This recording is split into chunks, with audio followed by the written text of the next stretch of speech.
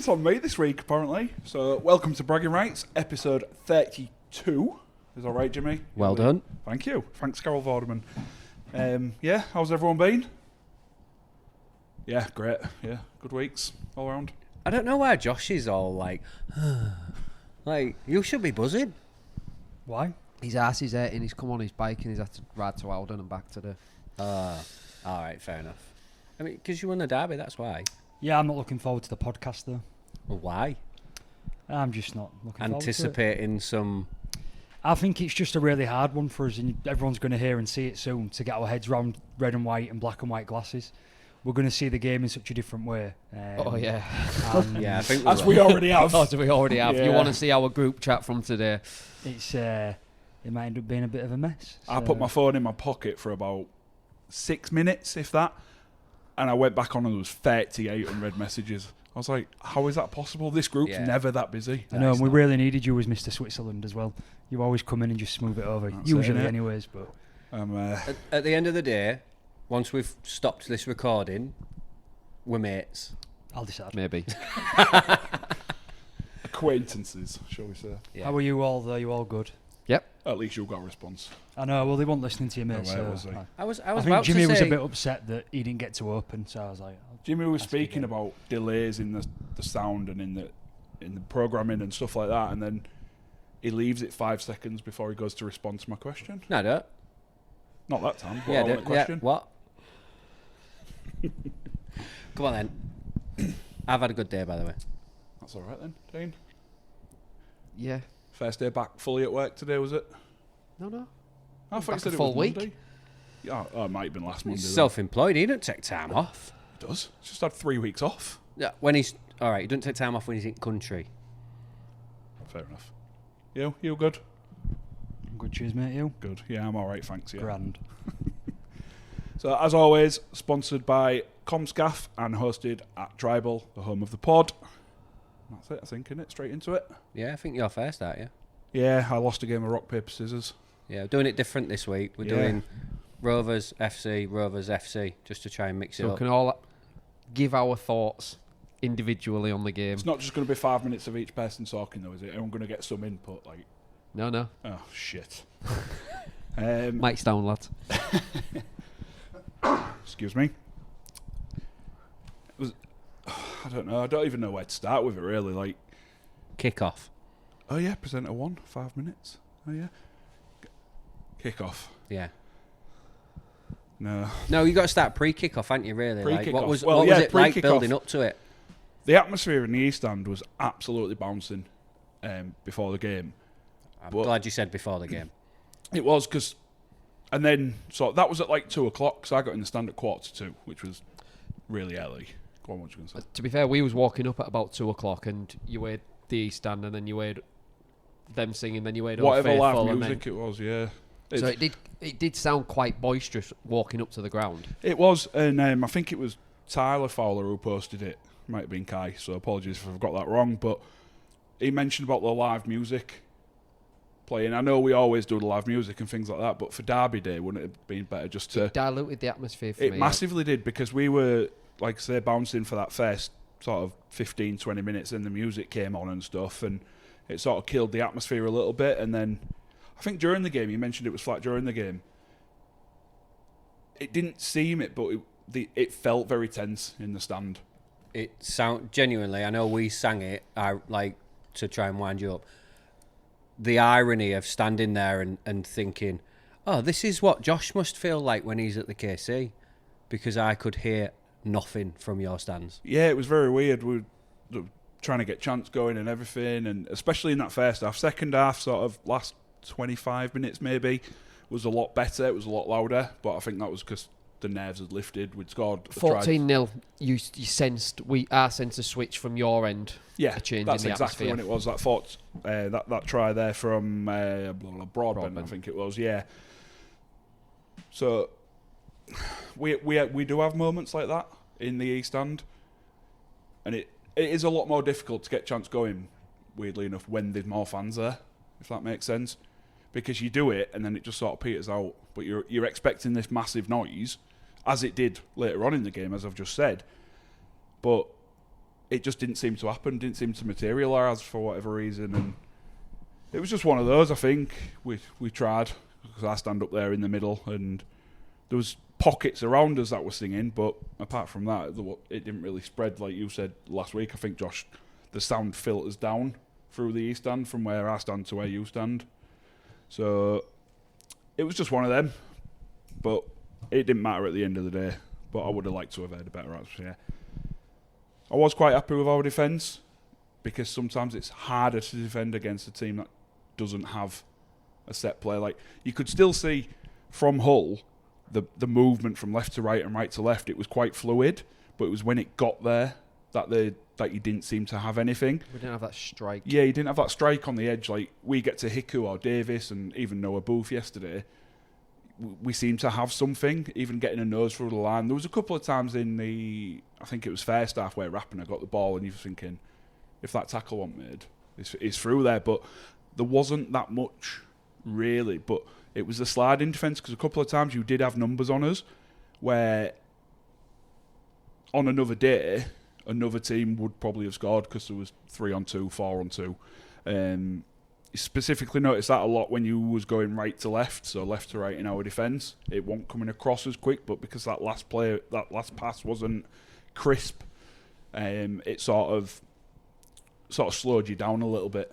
And I think that's where, obviously, you've alluded to it in the past, Dean, you're missing Asiata in there, because it goes to Caesar, and then that pass from Caesar's brilliant, 9 times out of 10. It's that one after Caesar where Caesar usually passes it. So, but apart from that, I thought the intensity was great. I thought that was really good. Set early standards from Jez, couple of early hits, one on Watts and one on Laidlaw in the second half. Yeah, I felt that. Yeah, so I think it's. I don't want to say it's going to sound a bit thingy, but it's like Jez has carried us these last couple of weeks. Like, he has stepped up his game. Do you know, like we talked before, like about a half-back, where you want him to stand up and take the game by the scruff of the neck? Jez has done that for us, and it's just the quality of the man. There's been some real good points about Jez in sort of the wider rugby news around the performance, and he's in this he's in loverugbyleague.co.uk's or .com, I can't remember which one's team of the week this week, and the comment is, for the second week running, or for the third week running, or unsurprisingly, Jez Litton's not just the best hooker, he's the best player in the comp. And so other people are starting to realise that and really playing himself into England contention. And I think your point around carrying the team is correct. We're in a real weird situation at the minute with Rovers. I think our attack has been somewhat poor, stuttering, and a little bit stilted, I said last week, and I still believe that. However, the flip side is, in the last 3 weeks, we beat Wigan and Saints. And so it's kind of hard to turn around and be super negative when you're winning against teams like Wigan and Saints, give or take where they're at in the table. And then a whole derby as well, which are always, 9 times out of 10 difficult to win. Obviously, the last season was an anomaly. Of course, but unsurprisingly, that standout, and I really do agree, Craig, is Jez Litton has been unbelievable. And, you know, Cartwright in his post-match interview actually said that was the difference today. Now, I do disagree with him on that. There was more than just one player. But if you was calling out one player that was a difference on the day, it was Jez Litton. And then, in comparison to how Hull's hooker performed, that really makes it stand out even more. We'll get onto that later on, but yeah. Don't worry, I'll cover that one. At least you back me up on that. But I have got a little bit down here. You mentioned about our attack being a bit stilted, was your word. I've got blunt. It's not as sharp as it was, so I've obviously gone counterpoint to that. And I was speaking about it with Lauren yesterday, because she gave me a lift home, and she almost feels like we're holding something back. We're just focusing on the defence at the moment, because I looked at it earlier, and I think something like 10 out of the last 15 or 14 grand finals have been decided by less than 10 points, and they've all been like tense, tight affairs as well. So obviously ours was 9-2. There was a couple of others in there that was like I think there was a 12-8. There was a couple in there, and I went back about 25 years on these grand finals, and there wasn't as many sort of blowout victories, if you will, like a 24-6, 32-0, whatever, that sort of score. But and it's defence that wins titles, so that's why I started with the defence part of it, because I feel that is where we're going to go well. So overall, 6th derby win in a row, very pleasing. Obviously, can't really count like last season as we've spoke about, but it's just very pleasing at the minute to be a Rovers fan. Just on that point as well, Craig, I think it's really tough, again, trying to figure out Rovers' attack at the minute, because it seems like every man and his dog's talking about it being a little bit unexpected, and I'm saying it as well. I agree, it doesn't feel like it was there in the season. Talking about a team that on Sunday left 10 points off the tee on the board, off the board from off the tee, which is unusual for Morg. I appreciate weather and the wind and things, but some of them kicks were fairly straightforward for a man of Morg's usual calibre, and all of a sudden, let's say 4 of them drop and you had 8 points on, and all of a sudden you're looking at a team that wins by, 22, that would have been 26-4. 26-4, and all of a sudden you go, well, how can you question a team's attack when they've won by 20 points, 20 plus points? So it finds us in a really weird position, Rovers, right now, where it's very clear, you're right, we are blunt, I think that's a good word, but it's also a bit harsh when, apart from the Leeds game, where we didn't look like scoring really, we did score in the end, we had a couple of half chances, we was well beat. We have still gone ahead and put points on the board and beat teams. We just haven't blown out and put massive scores in that we've seen. So I think it's a real weird area that I don't have an answer for. Time will tell, I guess. That's got to be the answer on it. Time will tell. So, On to Dean. On to me.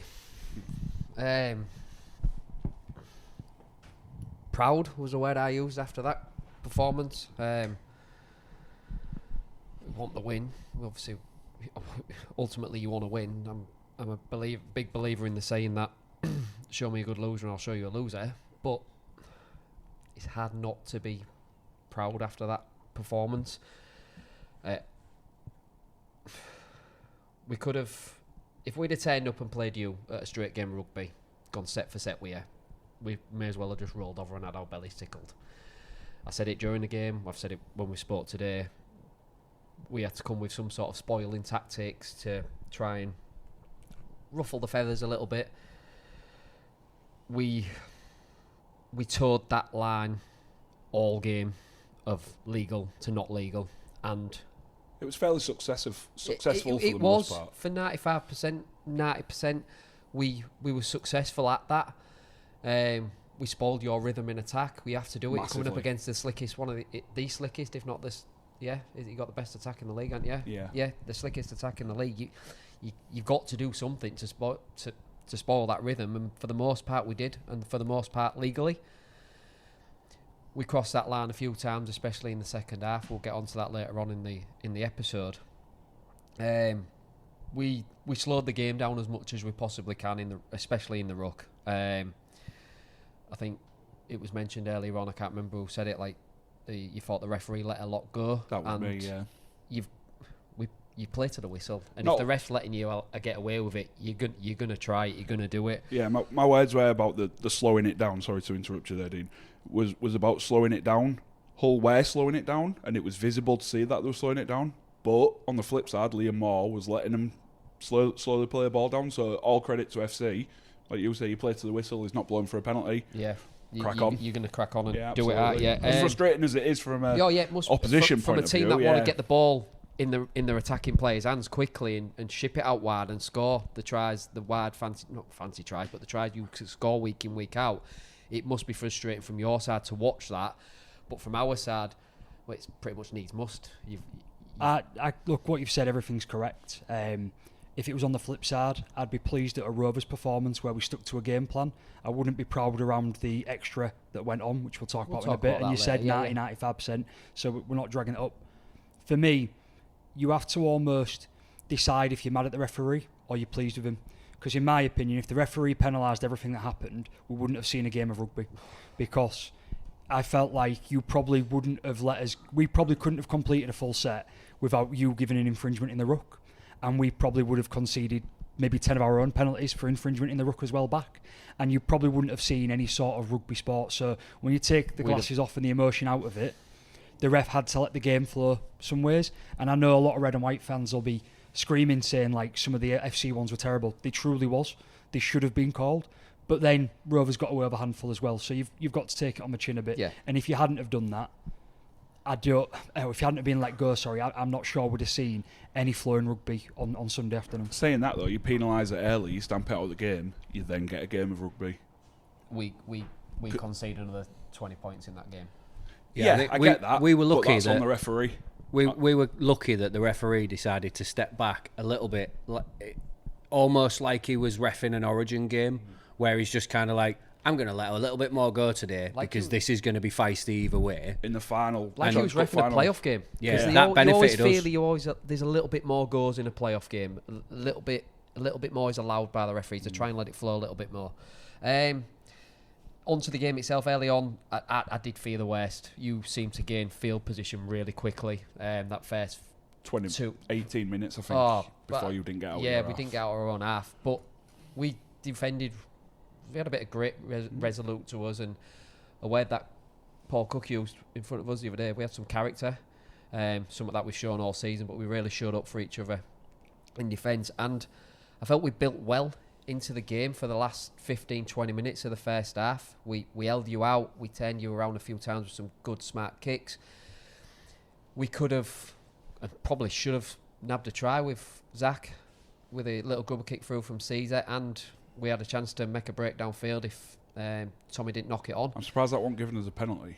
Tackle without the ball by Booth. I think I saw that. I've not watched it back, but from memory, yeah, Zach. Sorry, it was on.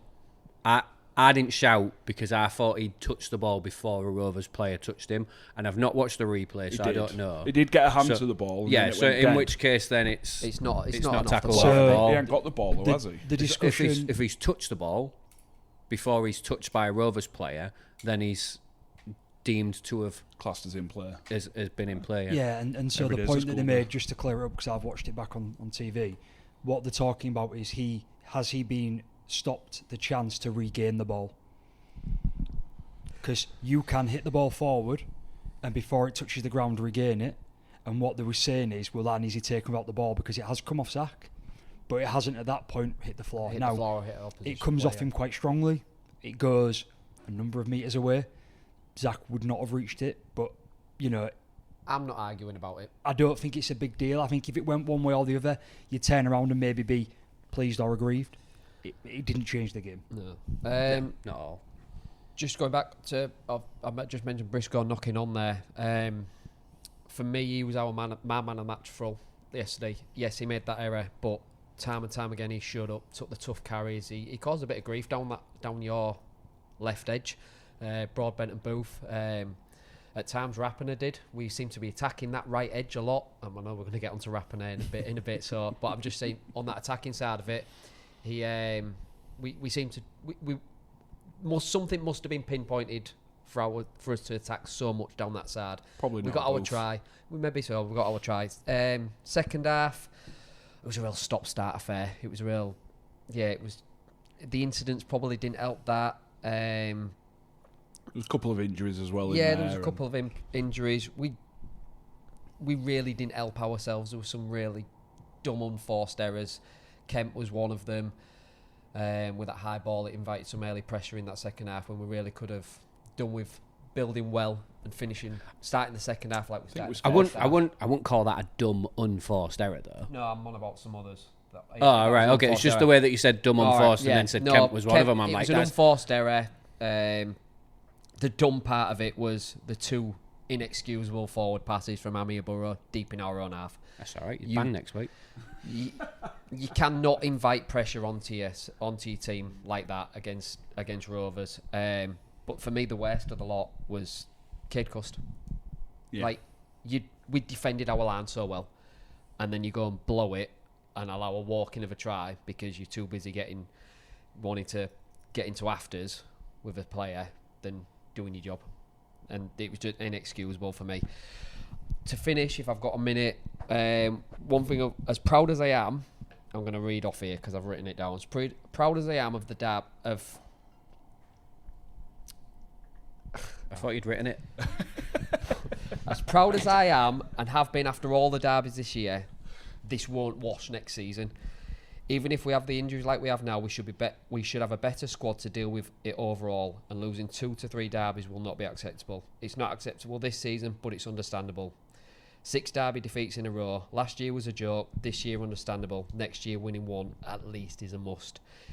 It's not the be-all and end-all to win a derby, but it's bragging rights, and our supporters deserve to have one of them bragging rights in the not-too-distant future. I disagree. I wouldn't like you to have one, but Well, I say our supporters. You're not one of our supporters. Yeah. But 6 in a row. It's and that takes it to 26-24 now. That Is was it? that was a 50th Hull derby in Super League since Is 07. it really? Yeah. Wow. Go on then, Josh. Wind us up. Yeah. Keep an eye on the time. If you want to sum up where Hull FC went wrong, as much as they went right, because I agree with most of what you said, Dean, at the start of your section around you had to have them spoiling tactics, and the fact the referee let them go was very beneficial to you, and we did get to see somewhat of a game of rugby league. Before we got into the serious incidents that happened in the game, if you want to sum up why you lost the game, it's it's Broadbench try and Cade Cust, because if Cade Cust wasn't so busy trying to get a reaction out of Mikey, which was the Hull FC game plan, and Mikey got a lot of attention. I've seen a lot of comments online, you know, he deserves it, he does it to everyone else, all these great comments. When you take out of the Hull and Rovers fans talking online, you talk rugby league as a whole, Mikey got targeted repeatedly, hit in the face, elbow in. It's game rugby league. It's rough, it's tough, Mikey takes it with the best. What happened there is, Cust was so busy trying to get involved with Mikey on the floor that he didn't want to play square marker, so he didn't want to play rugby. He wanted to try and rile an opposition player Didn't up. want to do his job. And it left a massive gap. We scored a try, and Mikey, and I know it'll wound up every Hull fan in the world, just laughed at him, and then he laughed at the Hull fans. If you go and watch the game back, you'll see Mikey do that 4 or 5 times. You'll see it 5 minutes before you'll see it 5 minutes before Ashworth tries to UFC elbow him in the face, right? There's an incident before that as well, where there's an elbow, Ashworth's really crushing it into his face. Young Kemp gets involved, pushes his head into it on the ground. As Mikey gets up to play the ball, gets another big push from Ashworth, pushing him back a couple of metres. Mikey laughs, right? We just didn't rise to it. We didn't rise to the niggle tactic, didn't get involved as much. We had our own incidents, but the mature way for 90% of the game that we responded to it, I'm not saying we didn't do anything wrong, really helped us just keep a front foot in the game.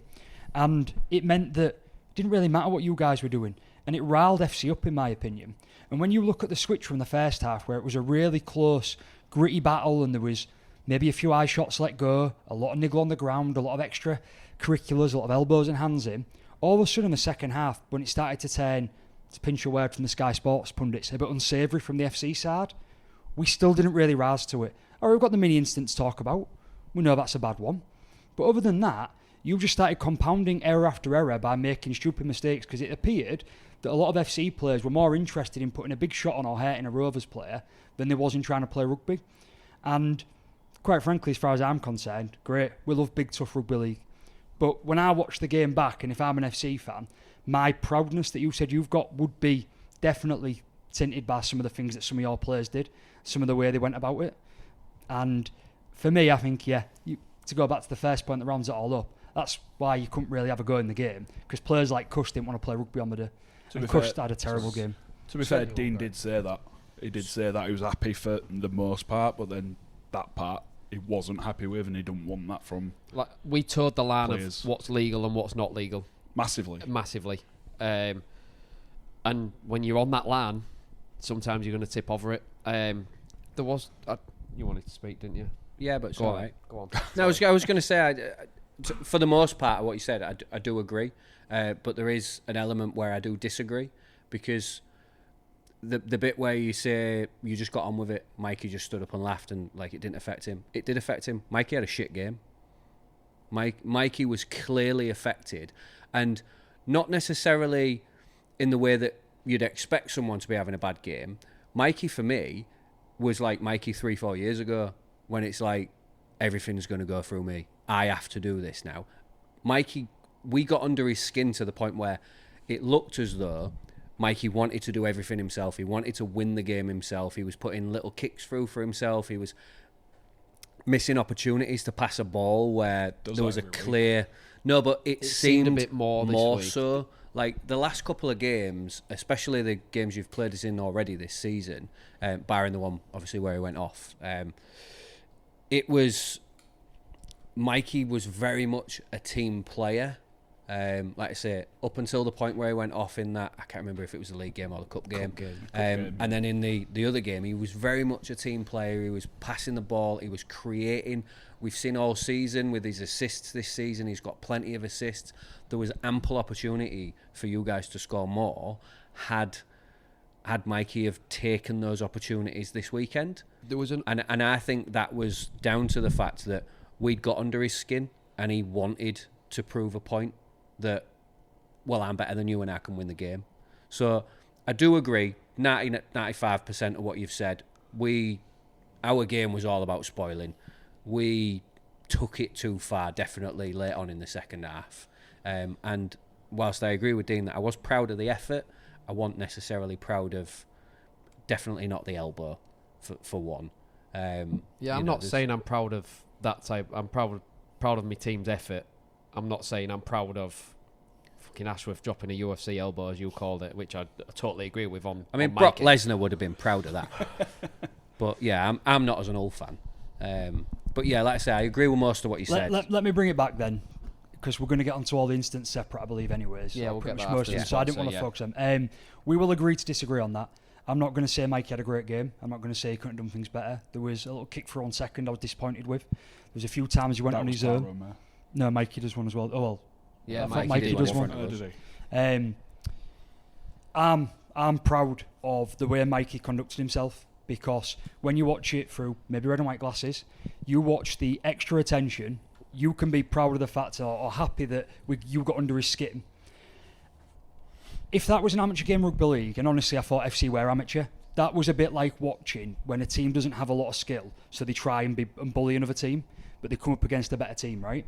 Normally that will lead to more fights, to more incidents. I was really pleased with the way Mikey didn't rise, the way he continued to laugh. Now, unfortunately for Mikey, I actually think the person who got wound up the most on the pitch was Ashworth. He couldn't take Mikey laughing in his face, and should be getting a big ban for what he did. Regardless of whether you like Mikey or not, there's no place for that on the field. What there is a place for on a tough game rugby league, there is place for an elbow when you're on the ground and it's going around. I'm not saying Mikey's never done that, of course he has. Mikey's one of the best at niggling and playing around. There was some great instances. I thought a really good example of how the game can be played well is Jared Warrior-Hargreaves is at fault for running with an elbow, right? He catches Yusuf Aiden with the elbow, similar to what Warrior-Hargreaves got in trouble for recently. Nothing cited from it. He goes down. Aiden then gives him one back, puts the elbow into Jared's neck. Jared isn't as composed. He's lashing out a bit more back at him on the floor rather than letting it go. So you've got a bit of both, but in all fairness, Rovers are wrong to start it.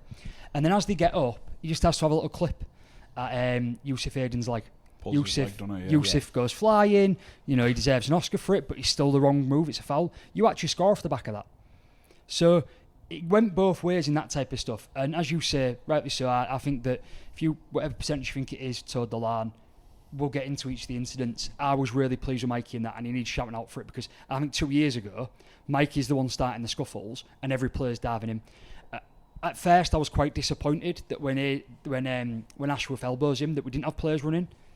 I'm now quite pleased afterwards, because it was able to let collectively rugby league pundits and rugby league community pick it up, talk about how disgusting it is. See these reports today going out saying it's like assault, you know, comparing it to the Ben Flower punch from Grand Final, things like that. So it wasn't, we caused a melee and then maybe he gets a yellow card and it gets dropped. Hopefully now it's actually focused on the issue.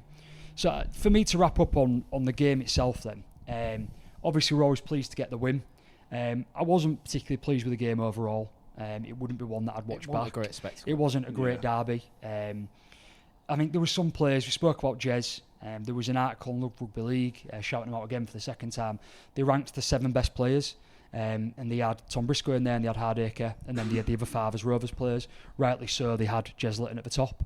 Batch was in there, I agree. I thought Batch had a fantastic game. I thought he was hard-hitting, hard-running without any of the fancy stuff. There wasn't big shots, there wasn't big breaks, but he was really doing the hard work. And then for me, I think Tom Davies as well. He had 242 metres. Post-contact metres, he had 85. He had a try. So I think really, really good play from him as well to really strike up what must have been a tough game. What was the 7, if you don't mind me asking? Have you got them? Hicker was 1. Batch was 1. Jez was 1. I said about the 2 old players. Yeah. So I'm missing 1. No, Morg wasn't well rated. He missed all the kicks, so he got knocked out for that Fair reason. enough, yeah. Yeah, that was just if you had it, it doesn't matter. If not, might but have been Dino or Jai. So yeah, for me, I just think it's going to be one that I think people will talk about for the next week in quite a lot of not very nice terms. Yeah. I think there's a lot of mudslinging already, a lot of it right, a lot of it wrong. It's not worth going on social media to read it. I think Hull fans will probably come away pleased, as you said, with their effort. Yeah. I think realistic Hull fans will be disgusted at what Ashworth did, regardless of the player who's done it to, and sort of, I think Rovers fans maybe will come away a bit bewildered, maybe a little bit shocked we didn't do more, but also pleased that we managed to win the game, and pleased we didn't rise to stuff. I mean, my final point that I really wanted to make, and you called this out last week, Jimmy, and I think it's happened for the wrong reasons. You was worried that this game would take so much out of your team that it'll be a nightmare for the next 2 weeks. If it hadn't physically, the match review panel have made sure that the next 2 weeks is going to be a nightmare. And honestly, when we get into it in a minute, I give you my preview right now, rightly so. I'm pleased with everything the match review's done. I don't see any issues with it.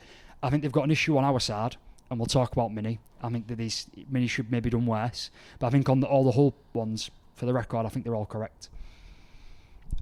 Yeah, so I'll start mine off with that. Like, I can't really go against anything that the match review panel have put out. I know there's I think there's one for Watsy, is it, for tripping? Didn't see it live, haven't watched it back. I think a lot of them you don't see him, because there was a Doro head contact as well, and I don't know what that one was for. But yeah, obviously they've seen it. There's stuff that I've not seen. There's stuff every week you don't see, isn't there? But the main one's got to be Ashworth. Grade E. He's going to get 6 games at least. He'll never play for Hull again, and I think it's Cass next year he's meant to be going to, but who knows, he might end up staying with us. So he'll miss the start of next season. Yeah, I know. I hope not as well, but I think there's too many mistakes going on in his game for us, especially next season. But overall, for me, I think, as a day out, I didn't have a bad day. It's not all bad Eastall, is it? Well, I mean, I live here, so... but, got there, had a beer, laughed at your pre-game. The screen. Thank you for travelling. Oh yeah, actually, yeah, that's hilarious, and just funny all around. Thank you for travelling 4 miles to watch your team. I thought don't that recall was us doing that for any other team this season. Do you not? I thought you put it on in every game. No, it's not at every game.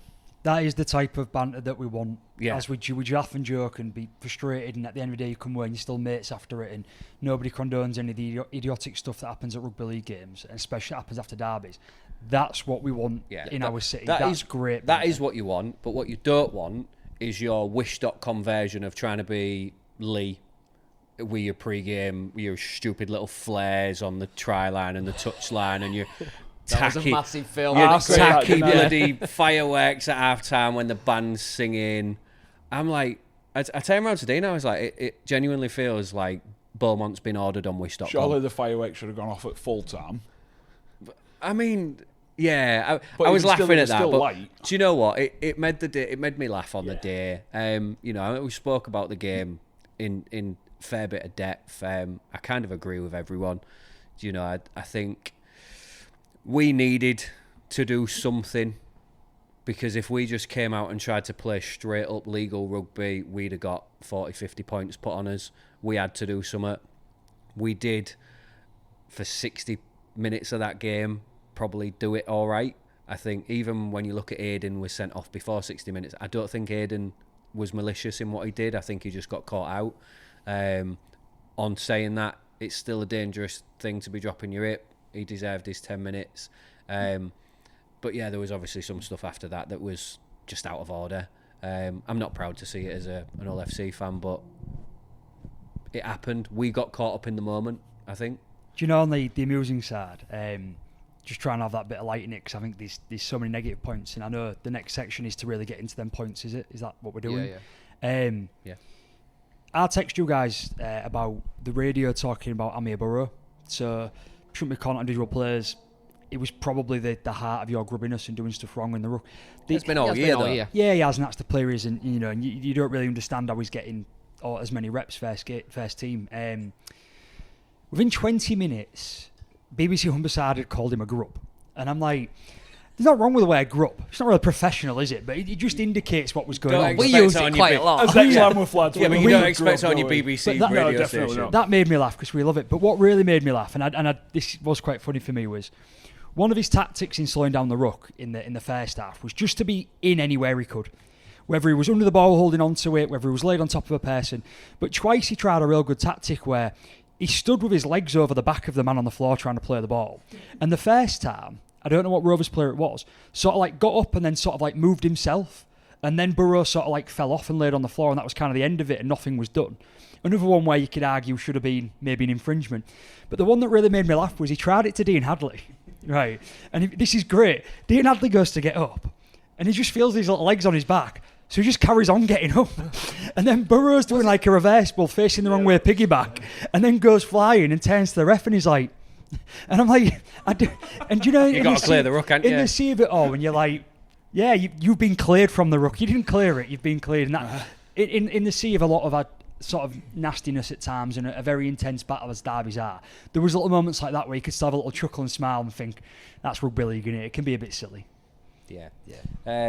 But yeah, like I say, overall for me, I had a good day. I know we lost, but yeah, I back up what Dean said earlier again about, from an effort perspective, I'm proud. There was a lot of kids that ended up on that field, or younger players.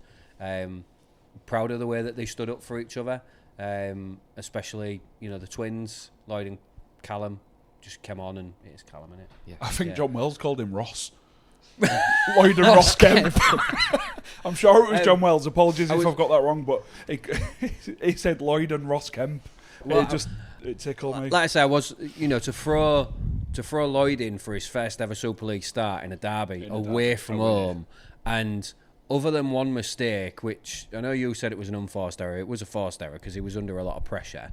Other than that, I thought he was solid. Didn't really do much wrong. Didn't do out fantastic. He didn't set the world alight, but didn't do out wrong. Callum came on, same. Didn't do out fantastic. Probably, like you said before we started recording, Craig, probably sped up the play a little bit with Cuss going off. Youthful exuberance. Yeah. Yes. There's a good point on the Kent boys, isn't there? That I think we've had a little bit of a disagreement in the messaging today.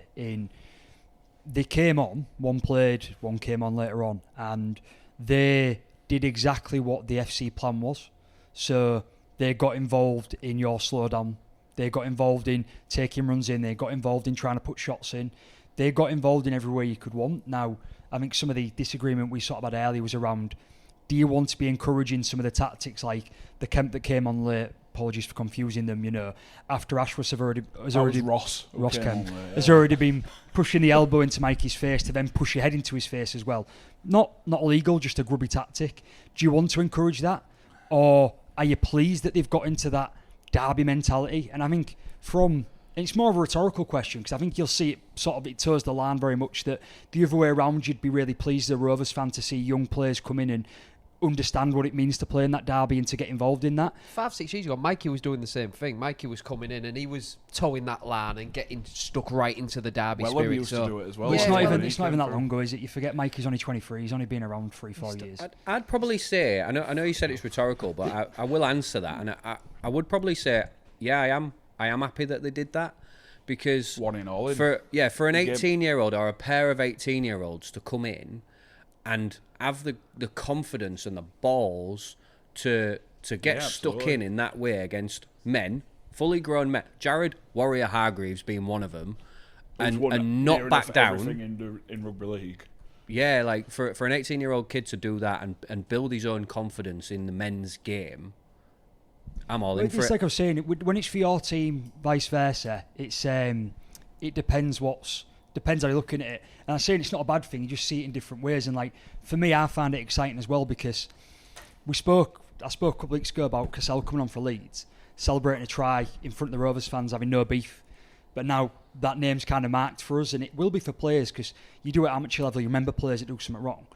What an introduction for the second Kemp who came on, because that'll be remembered. And it'll be next year, and there might be a high shot on him, which will be wrong or whatever, or they'll be niggling it because derby's a big aggressive thing. So you think you're stepping in the way that you're setting a precedent now, and you want to do it. And on the one hand, you think no one knows who you are, pal. A year ago, the future of FC was Logan Moy and Jack Charles. And now they're not. And now we're hearing this year the future is the Kent boys. So in a year, let me finish what I'm saying. Okay. You come in, yeah. In a year, hopefully they'll still be there and they'll be what you guys want them to be. And if they are, then they've stepped in the right way. But if they're not, it's kind of for nothing, isn't it? I will point out, and you can back me up, and I definitely will have text messages to back this up. I said from the minute I saw Callum Kemp play against Catalan last year that Charles is out for me. Charles is not the half-back that we need to be focusing on going forward. I said Callum Kemp last year against Catalan, and I know it was a one-off and he didn't have that tiresome season behind him and all that. I saw more in Callum Kemp against Catalan than I saw in Jack Charles for the entirety of last season. I think that's the belief in the club as well. There is. So it's like when people are saying, "Oh, Jack Charles is going to Rovers," I was like, "I don't care." I don't think the club want to put too much pressure on them, but there is belief. What I'm getting from around the club that these guys are. I'm not going to say the next big thing because that's the wrong thing to say, but where you're looking at. Yeah. You have to be careful about saying it because we did say it about Moy. These reasons. Yeah. There's a reason you tried to sign these two kids. There's a reason why we desperately tried to keep them and give them a long contract, which is what we've done. So, right, we need to wrap up and get to the sponsor. Just to answer that from Josh, because you've all had your 5Ps apart from me. If them two players don't buy into that game plan of the slowing down, the niggling, the getting involved, the whole game plan unravels. Yeah. You need 17 players to buy into that one game plan that the coach has set out. They did that. And the fact that they can do that at that age only bodes well for them for the future. I think that's what I said. When it's on your side, you're pleased about it. Yeah, And that's how I started it. Yeah. We're all on the same page. Oh well. Anyway, on that note, quick word from the sponsor. This week's episode is sponsored by Comscaff. Commercial Scaffolding, or Comscaff, are a Hull-based company formed over 30 years ago. They offer a safe and professional scaffolding service nationwide. For services and enquiries, you can go to comscaff.co.uk or call 01482 782 181. Right, as Josh said, we're going to... I know we've talked a lot about Derby talking points, but there are a couple that we've not quite mentioned, or at least not gone into in depth. Where do you want to start? Let's go in order. So, okay. The yellow cards, there was Aiden first, Mini second, then Raps. Yeah, we'll do the yellows first. We'll do the yellows. For me, Aiden's a bit unlucky. I think Morg runs past him and the momentum, let me get my words out, sort of, because Aiden grabs at Morg and then that momentum from Morg takes him off his feet. But then, not takes him off his feet, but sort of pulls him off balance. But then there does seem to be, I don't think it's malicious, not under any circumstance do I think it's malicious. I think he's just trying to get Morg down to the ground. Unfortunately, the way he's done it is a hip drop, in the classic sense of the term. So, whilst I don't think it was malicious, I do think it was a penalty and a yellow. So Jimmy already summed it up for me perfectly when you said it in the section earlier, and I think you've just covered it even better. Or to the same extent. Sorry, not to say I wasn't. I thought I was a little bit bad. You was both equal. I meant I meant you'd added to it in a good way. It's not malicious, however, it's foul play, and that type of foul play can injure people quite badly. A sin binning for that is absolutely correct, and therefore it will be looked at. You pick up points if that happens. Got 5 points, which I'm quite surprised at 5 points. I think it is a little bit harsh, but if that's what it comes to, that's the intent that it carries. That's the grading it carries, and that's the points you get because of the nature of how serious it can be. Yeah. And this isn't a case of an inconsistent panel. This is a case of that's what you get when you do that, because they can be really bad injuries that have people horrible. out. Sorry, I don't think Aiden is helped by the other Hull player Laidlaw making the tackle as well, because it stops Morg's momentum. And then Morg's already sort of going down. I can't add to what you three have said about it. Yeah, shut up then. I will. Well, then you can start on the mini one, since though I started on dirty red and white.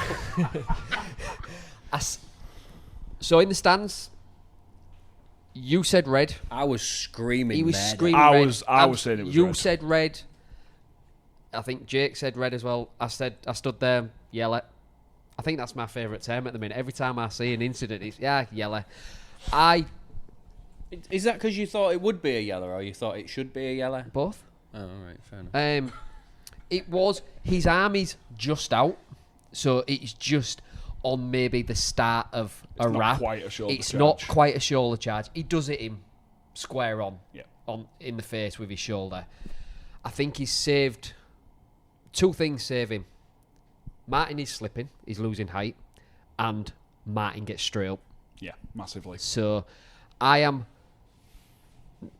happy with a yellow, but a yellow is what I call straight away. That's what was given. However, I do not agree with just 1 point. I agree with you. I think he's got off very lightly. That's my view on it anyway. It's that old, he's got an exemplary record sort of thing. Is it? Is that he didn't have any points before today. That is the shocking thing for this. So Mini can be a grub, and he can toe that line that we've been talking about all night. He does that a lot. There have been instances where I think he's been lucky throughout the year, and people tell me he's been lucky throughout his career. I don't remember much of his Bradford days, but I'd say for us as a captain, we've spoke as a collective before that sometimes you want maybe a bit more professionalism from your captain, from him getting involved, but that's part of his game. We've kind of given FC the plaudits for bringing a game plan that worked on the grubbiness, and perhaps that's just the way Mini always has been. We can't argue with the results, with what's gone on this year and where we are at as a club and as a team. For me, I felt that at first I thought was lucky for a yellow, and I don't think I'd have been too aggrieved at a red. I think then when you start looking at the letter of the law and you see how much rapid loss of height there is, and as you say, he jumped up. I also think that when you see the arm, I'm sure on YouTube, I know listeners can't, but he's like this, as you say, and then the arm does this as the arm was starting to come. It's only minor, but you can see it. By the letter of the law and it's broke down, I think there's an argument to be made both ways. It's very close to 50-50. I think we as a team were very lucky that it didn't go as a red. But having said that, if there are mitigating circumstances, you're pleased that referees use them. He went off for 10 minutes. Should he have got more points? Yes. Does he have a clean record of 0 points, so there's nothing to add to? Yeah. Not anymore. No, he has 1 whole point. It's one to move on with. The one thing that I won't stomach on this is comparisons to the Cust incident against Morg. Oh, no, it's completely different. It's so rapidly different, and for me, let's not get into that Cust. I said that to my sister earlier. I said the 2 incidents are not comparable. It's not comparable. End of. Yeah. Finished. Yeah. Conversation. I mean, done. And so for me to come away, I think that it was never a red though. In terms of wanting a good physical battle where people toe the line and big shots, I don't think you can scream and say he was deliberately trying to take his head off. I think you could argue he was trying to put his shoulder harsh into someone's chest, and he might not have rapped for it.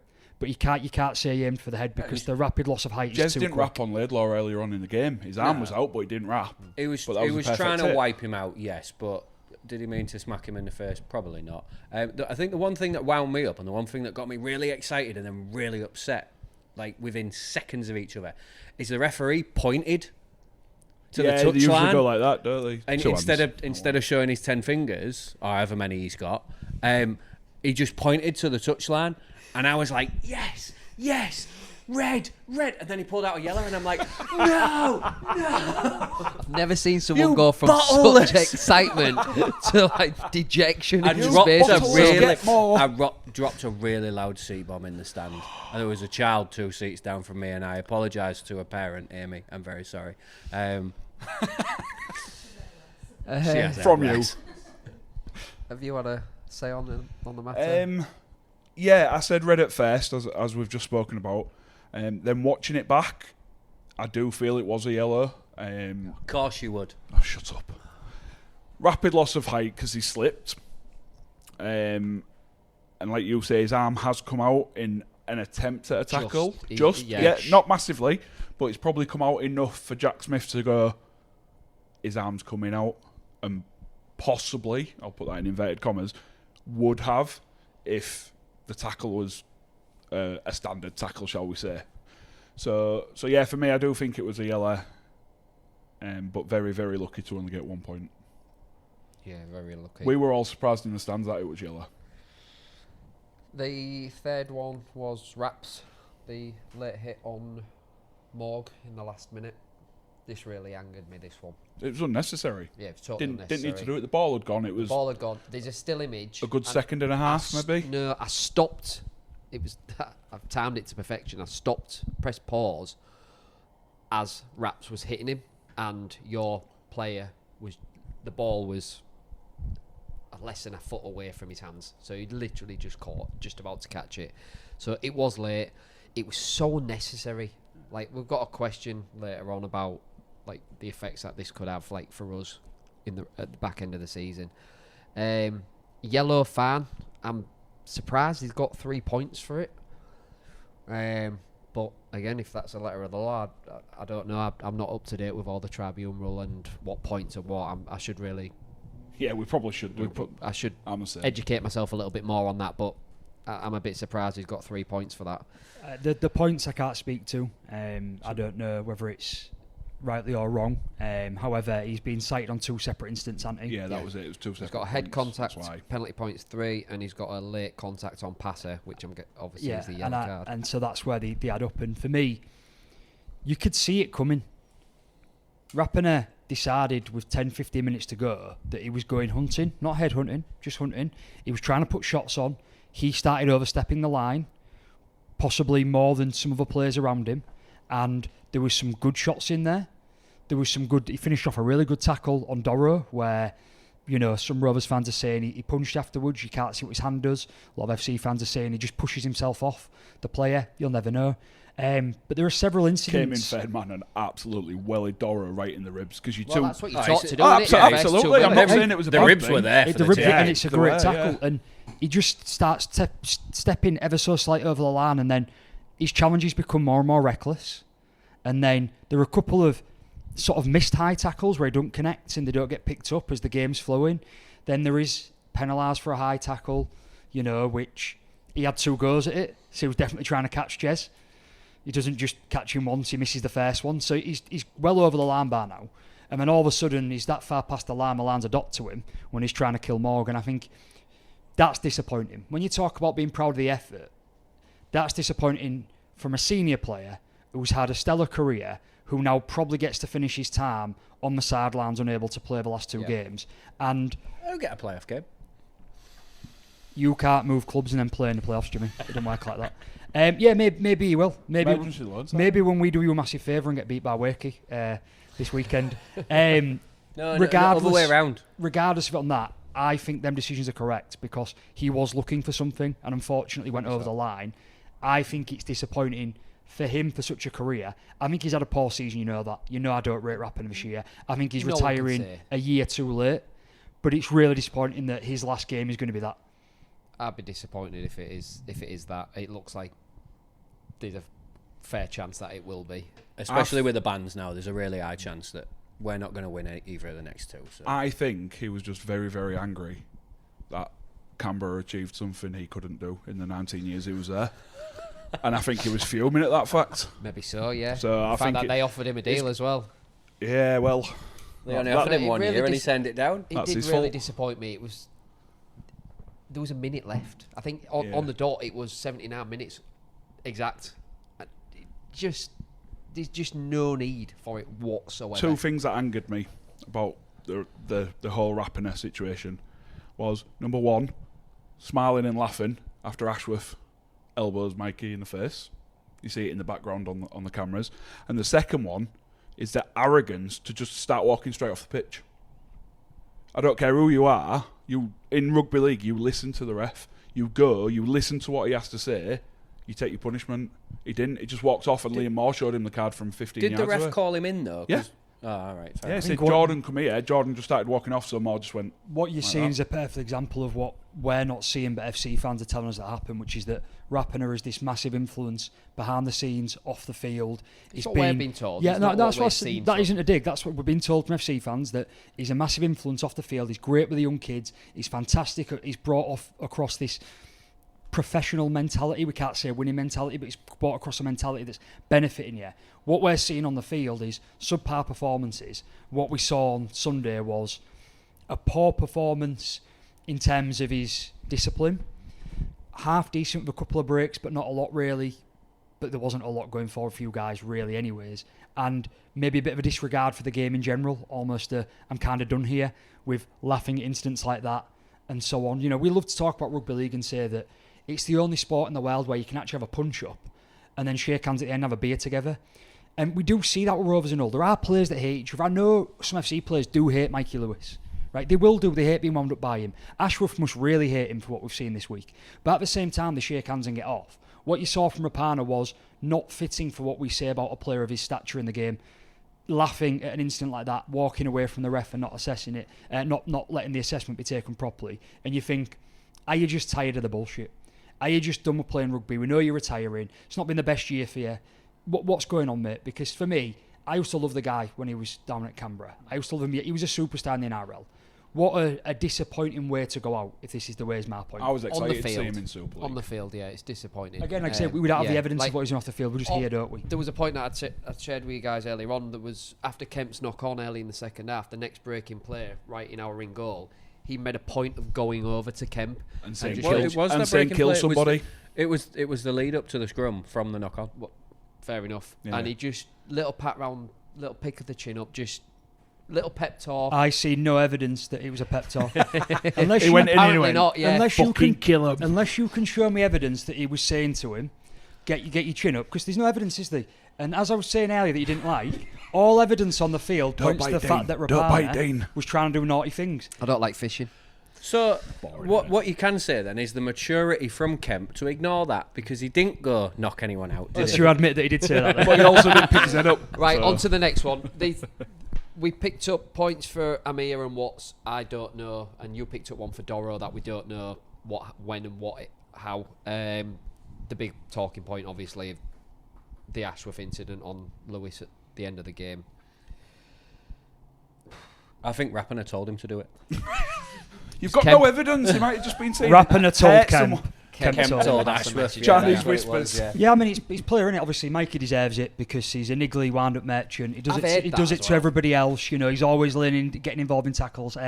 He doesn't show up in big games. Apparently, he wasn't Man of Steel last year. He didn't deserve it. And quite frankly, apparently, Ashworth's getting the key to the city and a free pant everywhere he goes. Well, I'm glad you all agree with every. I'll say it now, everybody else FC now, fans, Josh, they hate me anyways. Grow the fuck up, right? There's a hard game going on, and there's rugby league that we love, and we want to see big tackles. I've mentioned to these guys all day as we've been going back and forth that there's so much in everything we say.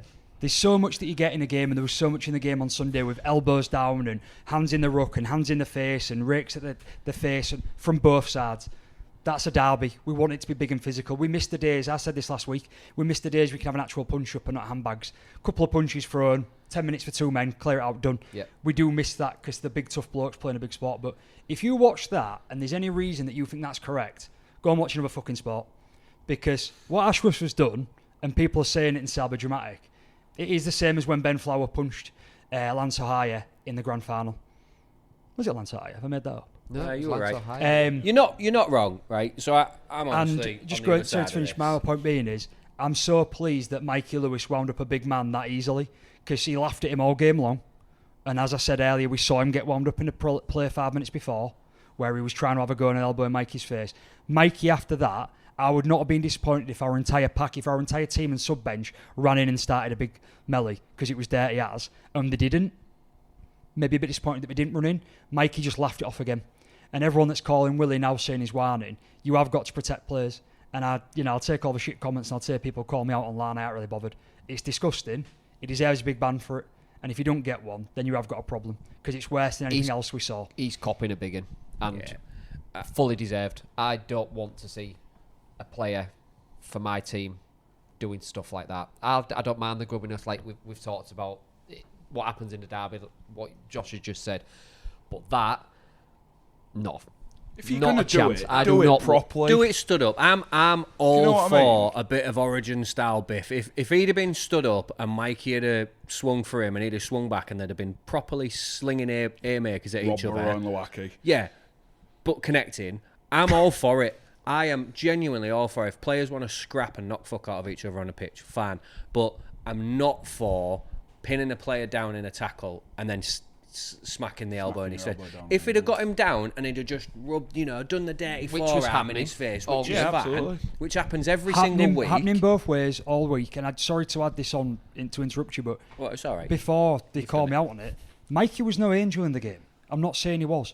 There's an open-handed strike he does towards Fash, which I think was in the first half, that was missed, which was sort of given as just play on. But It's allowed because he's got a silly haircut. he lashes out, it's not on.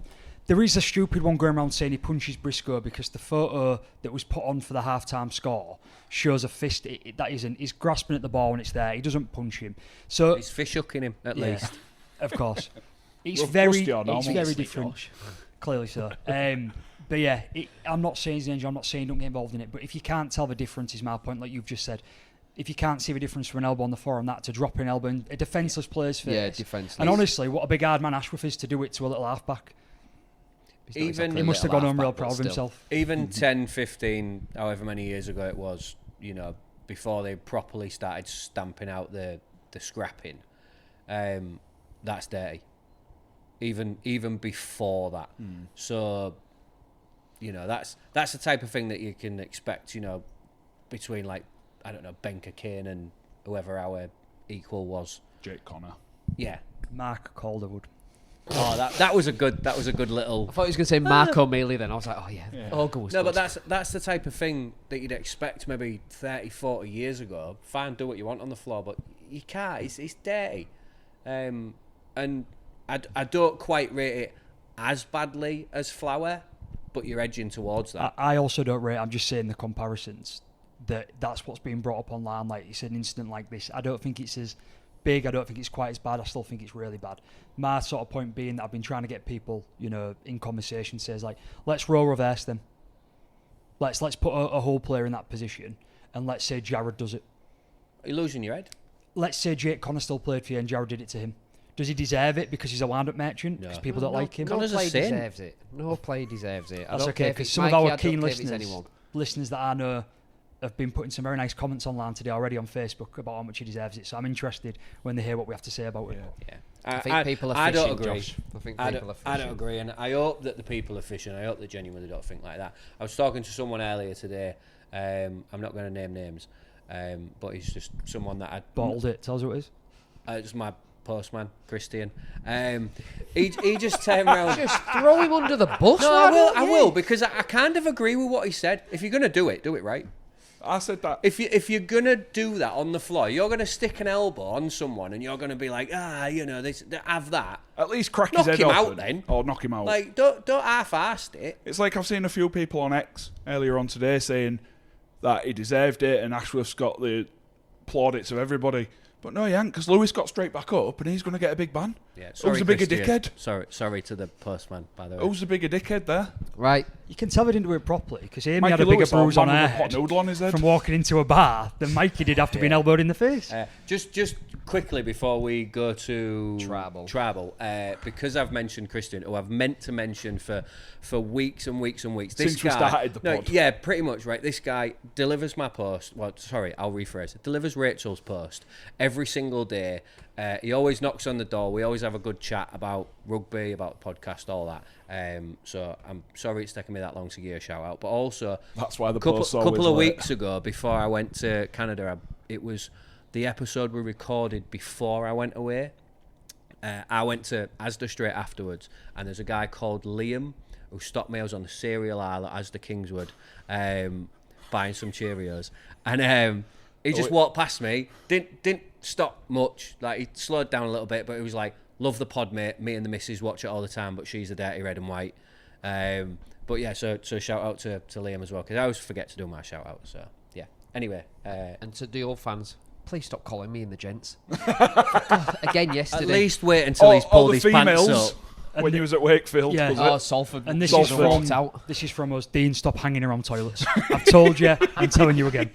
The queue was huge. We've got 4 urinals for about 600 fans. It's ridiculous. Anyway. I'm setting him up for a dig here. So That's why he goes to in the travel, women's. Josh. To travel. Yeah. So coming up this week at Tribal, So unfortunately, they are showing the Hull and the Hull and Rovers games are playing at the same time. Unfortunately, is what I should have said. But Tribal are very kindly being able to show both games. So what's going to happen if you come down to Tribal to watch is that KR is going to be on the main screen, the big one you can see behind us with the bragging rights logo on right now, whereas FC is going to be on upstairs. Where was that? These will be shut, and it'll also be shown out back under the marquee or tent, whatever you want to call it. If you are making Canopy. Correct word, yeah. If you are making a booking for a table, please let them know if you're intending to watch one of the games so they can seat you accordingly, or at least try to. Obviously, it might be really busy. We are away, so with more chance of fans being here. You guys at home? Yes. Yeah, so hopefully most people will be there. But if you are a season pass holder or you can't make it and you come, please let them know what you'd like to see. As always, when you come to Tribal, you can get... Well, I'm going to guess this and make it up, actually. You can get 100% off now. You can get 15% off your final bill if you eat and drink and you show a season pass when you go to pay. Could I just order like 10 pints and a packet of crisps? No, all right. So it's not just... What about 9 packets of crisps and £1? So it's got to be food from the kitchen. Okay. 10 pints and a bowl of chips. It's funny, but I keep crisps in my kitchen. Yeah, I keep them in my Anyway, kitchen. sorry for interrupting, Josh. That's okay. I'm on Branzome, I don't have a pantry. To be fair, I just let the maid come from the pantry of mine, and I don't know where she keeps it. Or he keeps it. It's 2025. So that's it from Tribal. Obviously, get down if you can and let them know and come and enjoy the game here at our lovely host. Moving on to a bit of quick-fire news then. We've had a bit of a long time on the derby, but I'll throw some just a touch. big points in, yeah. Tony Sutton, Chief Exec to Rugby League for the RFL, to step down. He's going to still be part of the process to find his replacement and also part of the grading for IMG going into next year until he steps down. Don't know a lot about the guy other than we know he was at FC for 13 years. He's been enrolled 2.5 years now, and he's going to be part of the process to get his successor. So we don't know a lot on that one. Christian Wade is going to leave Wigan at the end of the season. I think this is sort of well been known, but it's finally confirmed. Caesar is going to be fuming. Yeah, he's going to step down just in time to go and join the Newcastle Red Bull team in Rugby Union for the Gallagher Premiership for probably good money, yeah. A strange one, another example of a guy who potentially lost some key years of his career to trying to make it work in the NFL, and it hasn't worked out, and has then come back, had a bit of a poor stint in Rugby League, and will now return to Rugby Union just in time for their new season to kick off in earnest. So, yeah, we'll see Wade move on.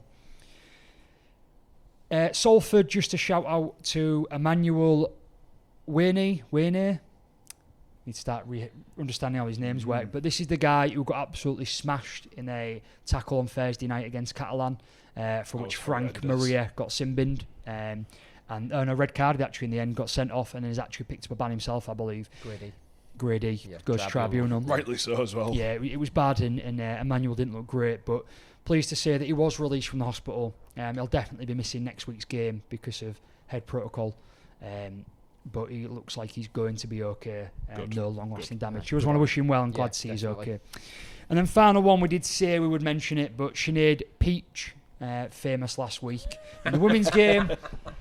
She has been given a 6-match ban for unacceptable language and questioning the integrity of the referee. However, it does go to tribunal as well, so that's more a case if she wants to plead a case and try and get mitigating circumstances, or maybe get it knocked down, or maybe extended. What's she going to prove that he was?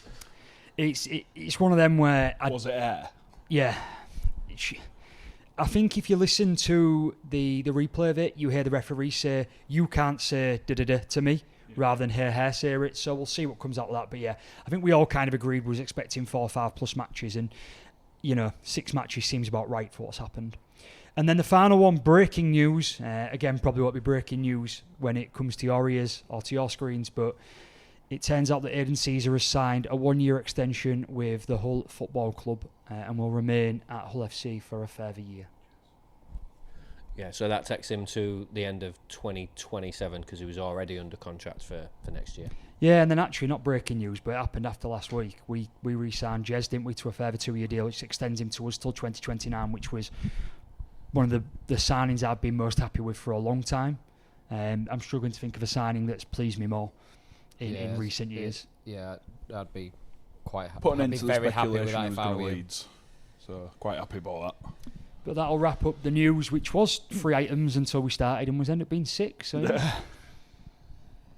Fair enough. So we'll just move on to another little advert that we're doing for the Rugby store at the minute. So the rugbystore.co.uk have become the only place in the UK where you can get your hands on new era NRL caps that I've been sporting since I got given one. They've got caps for every NRL team in either the team's colours or in blackout. Head to the rugbystore.co.uk or visit them in store at Princess Quay in Hull to get yours now. They also have official NRL shirts, training wear and accessories, along with shirts for Super League teams and a retro corner where you can pick up vintage NRL, Hull FC and Hull KR shirts. And the RBN territory gym wear, which they've just started doing. And But what Jimmy Craig won't said- mention that because it's associated with Rovers. It's nothing to do with that. It's just because I ain't got it written down, so I'm not going to say it. Fair enough. Yeah, they've just started doing the RBN stuff. It's quite I nice. don't know what RBN is. What is it? Robin, RBN. Without the vowels. Oh. It's like a gym wear. So Rovers have started making their own gym wear. It's affiliated with Rovers. I don't think it's our own as such. So it's from Charlton then? Yeah. Yeah, okay. So Charlton Athletic gym wear. They're the Robins, aren't they? The Robins. No, they're the Addicts. Bristol City are the Bristol Robins. City, yeah. Oh, yeah. But don't Charlton sing Red? They sing Red Red Robin. Well, that's a bit daft then, isn't it? It's a bit. But Moving anyways, on we to digress. the Listeners' Lounge, Keyword. led by Dean. Led by me. Can I butt in? Because I've got a question No. as we started recording. Put it there and I'll say. It's not wrote down. It's not coming in. All right, apparently it is. We'll wait. Joe Sparvey on Instagram. A few weeks ago, Lewis Martin was asked about his transition from football to rugby. Which Prem player, so we can go with any player, because I know Craig supports a team further down the league ladder. So None of ours are garbage. Which football player do you think could make it in Super League or vice versa? Go on then, Craig. Am I going first? You can go first. I didn't yeah. even research this. I meant to, but then Laura dragged me out. No. You're not thinking unless you're at home. No, Fair. not all. Go on, Josh. You can go first. I've got one. I can go first if you want. Because I've been thinking about this since I read it. I've last just week. got a really quick answer if you want, because I don't watch any football. Go. I just went for the reverse of it, and I think Joe Burgess could be a goalkeeper. He's tall, he's rangy, and I think with how much of a wind-up merchant he is, I think he'll be great stood at penalty kicks. Do you know when they're trying to get in the head of the kicker? Yeah, a bit Have you like stood there going like this? Budgie is a goalkeeper for me. Smith for Wigan would be a good football player, wouldn't he, with his diving, faking injuries and all that. He's gone satirical. I reckon Morg could do a good job of it as well then. Oh, No, yeah. for me, Pretend he's serious getting hit in one. the head every week. Vice versa. Obviously, Lewis Martin, because he used to play football, and I'm sure he was on Can't the City's count box. Well, no. I doubt that's the answer they was looking for. Tough. Football to rugby. There's only one I can really think of currently, because most of them are a bit of pansies, aren't they? Virgil van Dijk. That was the first name that came to my head. If you'd have asked me this a couple of years ago, I'd have said Scott Brown from Celtic, Yeah, because he was rough. Yeah, Or he even was. further back, Roy Keane. Roy Keane. Yeah, So Ryan Duncan Giggs. Ferguson. There we go. running down the wing, maybe. Ryan Giggs, Duncan- he's- Big Ryan Dunk. Giggs started as a rugby league player. Yeah, he did. Yeah, So, played for Wills. something, yeah, No, he didn't. He played for England. something like Was that. his dad. The only one I Anyways. can think of at the minute, being an old City fan, I'd love to see Ollie McBurney given a go in rugby league, because he's all big hard man in football. Well, would it stand up playing Do you rugby know what I'd league? like to see that then? Adebayo Akin Fenway. Oh, what a Oh, yeah. beast. Scum. All right. Put him a Anyways. prop. Anyway, Right, next Put him one. on his ass. We've got a food question yes, from, Gary. from Gary. yes. Uh, Save it till last. These are the best ones. no. All right. With Bean Hull, section. with Hull Fair around the corner. Shut up. I was going to answer the. What bean is your question. favourite fair food? For me, it's got to be Carver's chips. Wrights I Brandy know Snap. we've shortened it, Gary, but yeah, Wrights Brandy Snap all Yep. day long. all day long for me. It's The only reason I went to fair last year was Yeah. to get brandy snap. I literally went in, got brandy snap, and left. Apart from to take the kids, I literally went there for brandy snap. Yep. And that was it. I do like Bob Carver's. I do. I don't like fish and chips. No, I don't. I just have the chips and mushy peas. Yeah. It is filth as well, but I just I just enjoy it. But it's whole fare. Yeah. Yeah. I don't care for Hull Fair. I don't go. Your I body's a think you temple, did. innit, mate? No, I just don't think Hull Fair's that good. So if I went, I'd probably just get a dirty burger and that'd be it. Yeah. They did. There was not last year, year before. They had a really good like Indian street food van. I went to the Greek one, I think, last year. I've got Dean's going to write here and tell me to No, shut no, up. no, no. You have messed with his flow so much on this section. I've really enjoyed it. Right, so we got one off Callum. I never know if it's serious or not. Hi, with him, Callum. But was it worth FC picking up so many potential bans for the last 2 games just to lose anyway, as the playoffs are still possible? To be fair, he messaged me something similar, and I do think that one's a genuine question because he did send me a non-genuine one, and I was like, I'm not asking that. So, I mean, you guys can answer that. What are you No. guys chuckling at? It wasn't worth getting that many bans. No, it was definitely worth being a bit grubby and trying to stifle your game plan, but it wasn't worth taking it as far as it went. Like And Raps. I know. Like was it Watsy that got done for tripping? I didn't see it. Aiden, like we all said, we don't think there was any malice in that, but like the Raps thing, the Ashworth thing, like that's just stupidity. Definitely not worth it. Burrow was only a point off a ban as well, so That's worth it. We've got Deneve back. yes, we've recalled the Neve. So that one was worth it. It depends, doesn't it? Because the joke, sort of like tongue-in-cheek answer will be, a lot of Hull fans, like in the immediate, is it worth it to see that happen to Mikey Lewis? And the initial reaction of people that don't like him is, yeah, it's worth it. Then the long term, specifically on the Ashworth incident, is it's a memory they might enjoy, but really looking at what it's dent to draw chances in the next couple of weeks, it's not worth it. But then long term, kind of flips back to, yeah, it was worth it, because Ashworth probably ain't going to be our player next year by the looks of it. So any ban he gets, he carries through into another team if he is leaving. And it's Every real. cloud. But he's still a body that we needed now. He's a body you need right now, and it's just one of them where you'll get a different answer from everyone you ask, because you're so close to maybe being into, maybe not being in the playoffs. It's, if you don't make it, it'll be, we wasn't going to make it anyways. I mean, if you do make it, it'll be, we did it without. I ain't buying that. It's Anybody who says that, they're not a proper rugby league fan. No, like I've said, I'll be Yeah, content buying with that. a 7th place. I'll be ecstatic with a 7th place finish, given me at the beginning of the season. But as it is now, I'll still be disappointed if we didn't sneak into the. and six. I think my point on that is it's sort of like short term happiness, but for long term sadness, because that memory of smashing Mikey in the face, that memory of a few big hits and a grubby game and a good game plan, that fades. Because what the stats then show is 6 derbies won in a row. Oh yeah, no You one's know, going to and remember. all them things. You're And just that's gonna why I look think at the stats in a couple of years if now. anyone, that's what I'm saying, if you two both said no, if anyone Snull fan says yes, I think they need to reprioritise what we're looking at.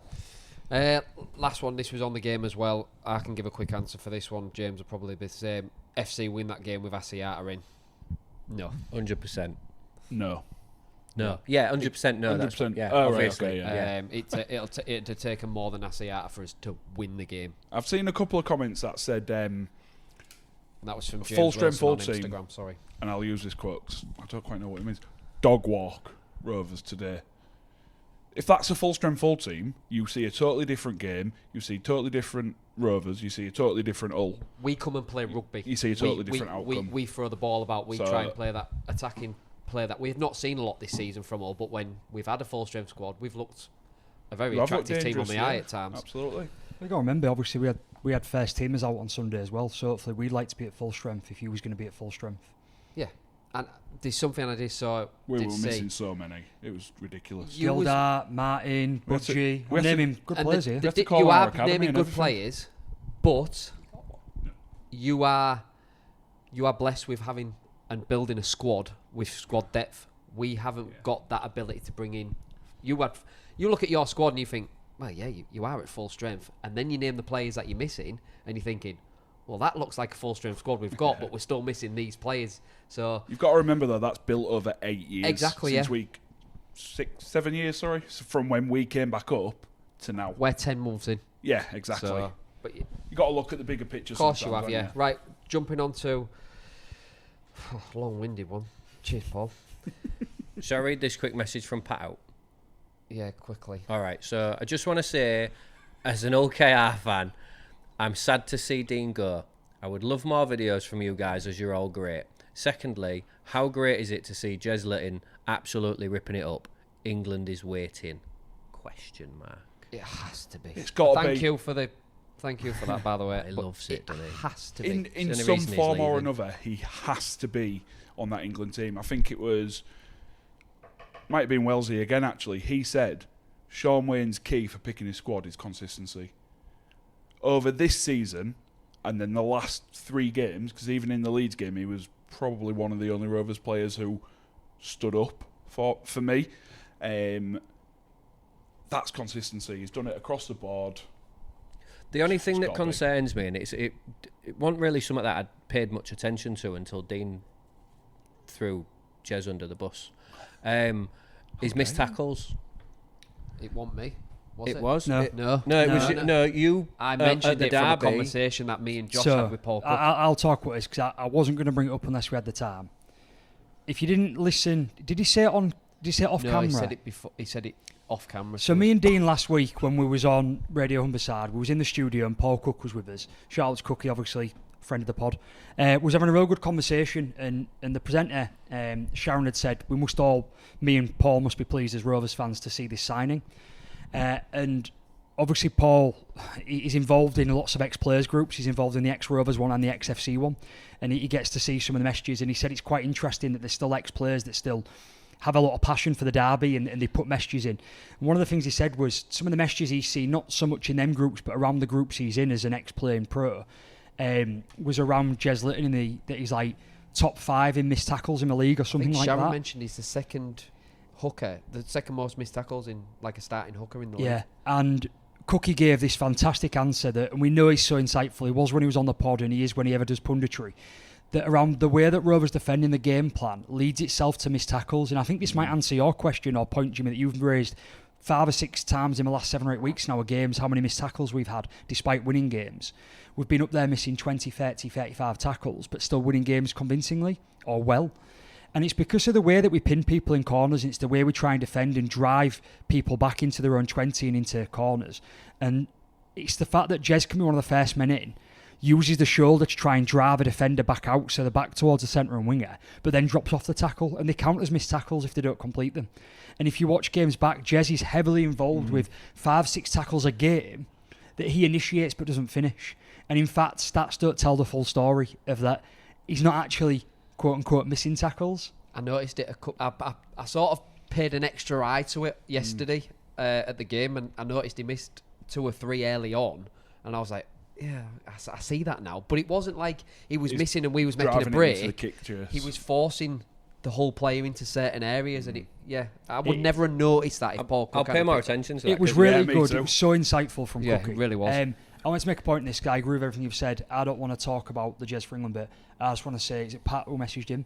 Pat O'Connor, yeah. Just so you know, Pat, that I can speak for the 3 of us, 4 of us, that we all feel the same way. We're all disappointed to see Dean go as well. So I know we haven't said it outright, but we are disappointed. I'm going beyond there. That's it. I'm not going By far. yourself. Carry on defending Ashworth. You'll be going over there, pal. Just to follow that up, please can someone apply for the vacancy, because I don't want to do this on my own. And he don't want to do it with Amy. No, that'd be insufferable. Right, we'll get into this one. Do we have to do this one? We can wait till next week because we are running late on time. I'm sure you'll want to hear it, won't you? I'm melting. So Josh's dad has sent a question in. Hello, bragging rights. With the now Are you reading the full thing? with the now agreed increase to 10 in the non-federation overseas players quota, Jake, your handwriting is awful. What are your opinions, and how do you think this change will affect the young, homegrown players' development pathways? Rovers haven't got one anyway, have they? By the way, we'll do part 2 next week. I don't think it will, because you've got to factor in. I know I'll give a Saki answer.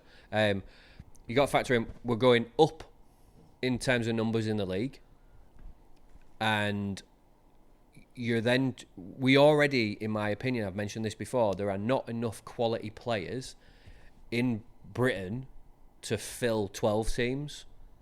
So now we're going to try and fill 14 teams with the same talent pool. I think it's going to, if you think about how many extra, what's 3 times 14, isn't it? So whatever that number 42. is. 42. So there's 42 extra overseas players. But then you've got 2 extra full teams to create, and a team's normally like 40 odd. Between 2 teams, sorry, you're going to at least have 40 odd players there anyway. I don't think the academies that are already in place are going to struggle to churn out players at all. It's not so much that though, is it? The counter to that is the opportunities that they get. You want to be sensible about putting players into position. You've just mentioned the Kemps quite a bit tonight around waiting for the right time to introduce them to the Super League level. We've got to be patient with them. You've got to be patient with them. You'd be remiss not to say that there might be less opportunities when more overseas signings are in your first team. And when we said last week about Rovers, we don't try and deny that we've built success by bringing players in, not just overseas, from bringing talent in from around lower leagues as well. So we don't have an academy that brings homegrown players in, but we do snatch up players like Booth. You announced a scholarship player at the weekend from Wales. Yeah, but so we'll bring people in from different areas. Maybe not direct to our own academy, but having that extra quota spaces does dilute the opportunities for young players to come in, because that's how you bring success in. And if you have to find the balance, and I think it can go one or two ways and every team will be different, but if you want players to be patient in the academy and get small chances and build up to Super League level, having more overseas players that realistically are going to come from a higher level of competition, realistically the NRL, for 99% of players, that's going to mean less opportunities. It is, but then I'm not saying every team does it the way that we've done it, but you can see in our overseas players, they're all a little bit older, and players like SASA and Knight especially are going to help players like Gardner and Laidlaw develop, and any props you wouldn't expect to be coming through really and peaking until later on in their 20s anyway. So you're going to have that sort of thing. I've got 2 points on that though, Jimmy. Knight isn't helping because he's gone back to Australia, right? That's correct. He's not here. We've gone down right that now. route. Yeah, right now. And also, it's about the players that you bring in of where you want to be as a club, right? Because Rovers have managed to get to a point of success by bringing in not even big name signings, it's good recruiting. Elliot Minchar as our captain is not a big name signing. Jai Whitbread was a great player for Wakefield, but he wasn't a big name signing. We've built success around players by moving them from other clubs. By having more players in there, you're going to limit the chances for young teams to get in if you want success. Because young players, as you say, you want to bring in slowly. And so if you go next year and FC go one step more from near the bottom of the league to finishing 6th or 7th this year to maybe being 4th or 5th or even better next year, and you've got 10 overseas signings, you can pinpoint certain games against the lower clubs to bring some youth in and have a go, but you don't want to risk too much. And that's why you've seen Rovers really across the board this year. We've barely made major changes and given a lot of chances to a lot of young players because we've had to keep success going and try and get there so we can remain top of the league, so we can get to Challenge Cup finals, etc. So you have to set them realistic expectations as well. Leyland's a prime example of that. It gets 10, 15 minutes, some games at the end. So I also want to add in the fact that the Championship is now going to be, League One Championship's all going to be one league. So they're now going to need, you've got teams like Grimsby, Gull, sorry, not Grimsby, both shitholes, aren't they? They're now moving up into the Championship. When they weren't probably ready to move up into the Championship, you're going to have more teams there that are looking for your better players. Whereas this season, for example, we might turn around and say, we don't want to loan out Kemp to Gull because it's too low of a standard. But next year, it's like, oh shit, Gull needs some quality players, so they're going to be looking for that Super League youngsters.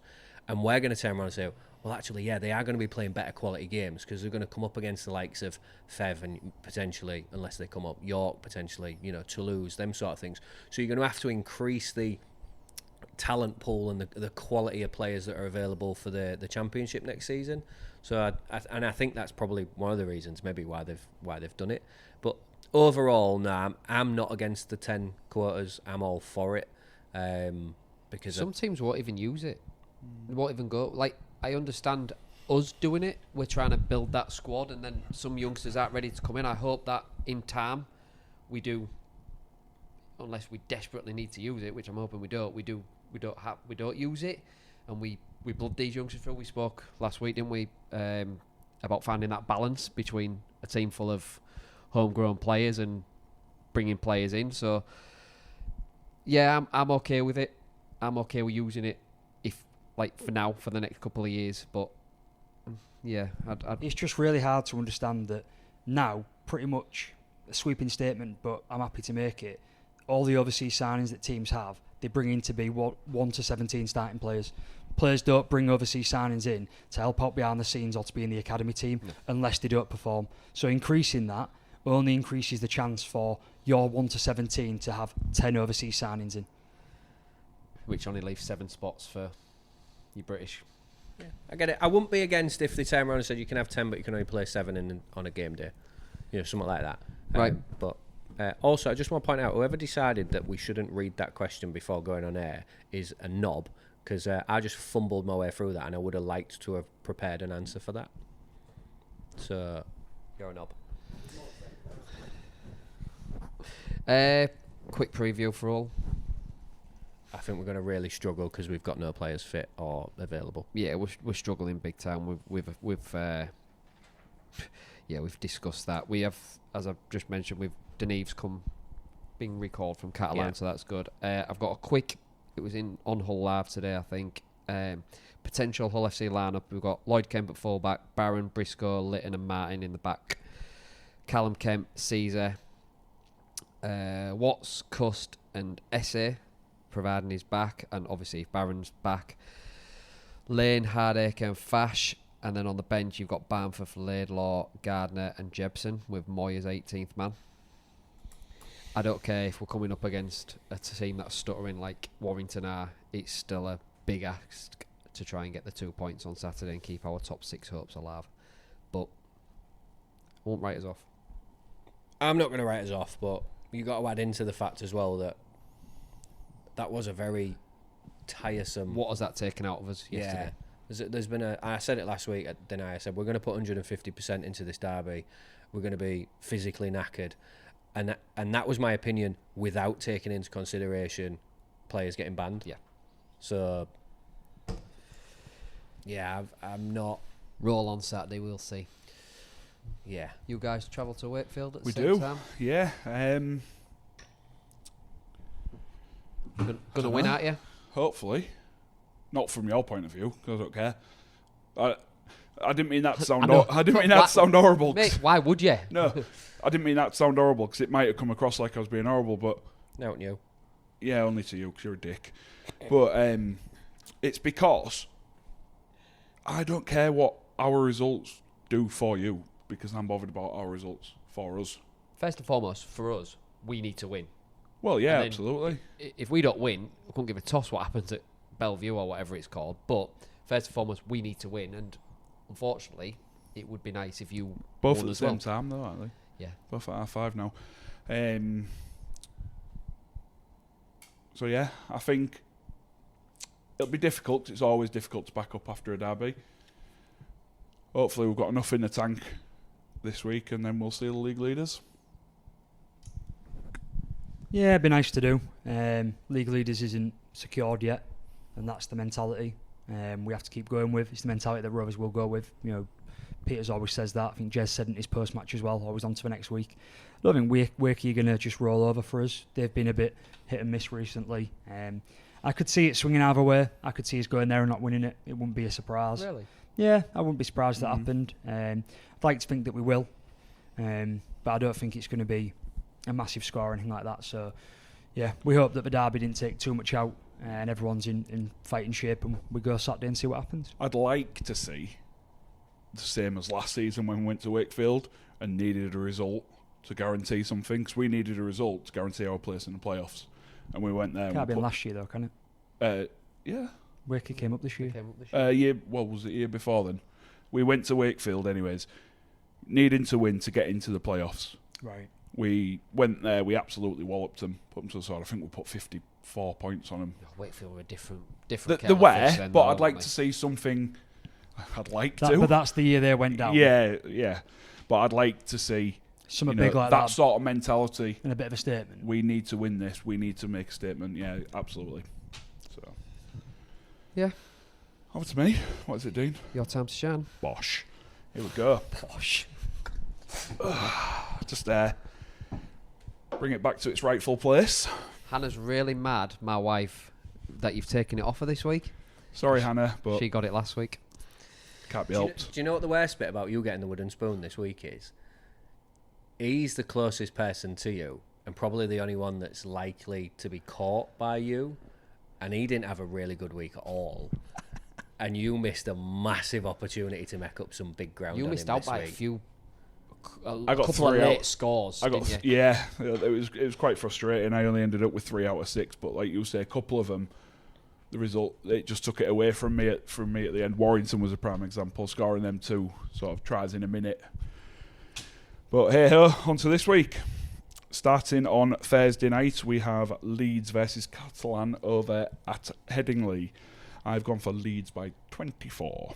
Leeds by 24. Leeds by 30. Leeds by 24. Ooh, hello. And Susan has Leeds by 36. On to Friday night. I don't know why you've sent me on like that, but I've got Wigan versus Cast next. I can't see anything other than a big Wigan win. Wigan by 44. I've got Wigan by 18. Wigan 21. Wigan 34. Oh, okay. And Susan has them by 30. Over to the LSV, Lee Sports Village. Lee versus St Helens. Struggling with this one because it should be an absolute Game cracker. of the weekend. Yeah, absolutely. I think I'm going to go for Lee by 7. I've got Lee by 4. Lee by 3. Got Lee by 7. Ooh, 3, 7. And Susan has Lee by 8. So very close across the board there. We all gone Lee? Yeah, Wow. which is upsetting. I found that me. quite tough of a decision, that one. I think with benefit of it being at the LSV, I think Yeah. that swung it for me. Wakefield versus OKR, we've just spoke about this. What I'd like to see and what I think we're going to get is going to be 2 different things. I think Rovers by 16. I've got Rovers by 10. Rovers by 5. I've got Wakefield by 4. It's not out the realms of possibility as we've just spoken about. I think they might. They're They've got something to play for, haven't we? Yeah, And they've it's really all got something to wrapped play up. for, whereas yours is pretty much wrapped up, and they're, yeah, you're at their ground as well. So Yeah, absolutely. Susan's got Rovers by 10. Over to the Westival, not the Eastival, I do apologise. Over to the Circle, Hull versus Warrington. Oh, God, where to go with this one? A shambolic team against Warrington. I mean, against a team with loads of injuries. and bands. And bans, yeah. A team that might well come back. The halfback 6. Williams. Yeah, depending on that, obviously we've got to make a decision now, but depending on that, I think depends where this game goes. It'll be tight, I think. I'm going to go for Warrington by 4. I've got FC by 6. Okay. I'm thinking Williams will be back, and I don't care how they are this season. When you've got Williams, Sneed, and Dufty lining up against you, they can cause havoc against any team. I've got Wire by 10. I don't think, based on the squad that we're likely to put out, I don't think Wire will be rushing to bring Williams back, so they might give him another week. I've got Wire still though by 14. Wow, okay. Susan's got Warrington by 5. He initially texted me Hull, but then did text me afterwards saying, I've changed my mind, I'm going for Warrington. So That was definitely when the band's coming. but it was before we recorded, so not a lot we can do. Final game of the round, biggest attendance probably at this one. Over at the John Smiths, Huddersfield versus Salford. I'm going to go for Salford again. I'm going to go by 8. I'm going Huddersfield by 10. I really worry that what happened last week is just that last kind of sap on Salford. They should have won. They had a try overturned that for me was a try with a very soft decision, and they only lost by the 1 point, but it was still quite a bruising encounter. And I just think Salford, they've been valiant, but Huddersfield aren't bad. they've just had an on-off season with a lot of injuries themselves, and when Flanagan wants to go, and he'll find gaps in that Salford line. And I just think, it's got to be Huddersfield. They started with like 10 injuries, I think. Yeah. So it was a real poor start for them. But yeah, Huddersfield by 17. Fartown by 6. Fartown, love it. And finally, to wrap this section up, Huddersfield by 20 for Susan.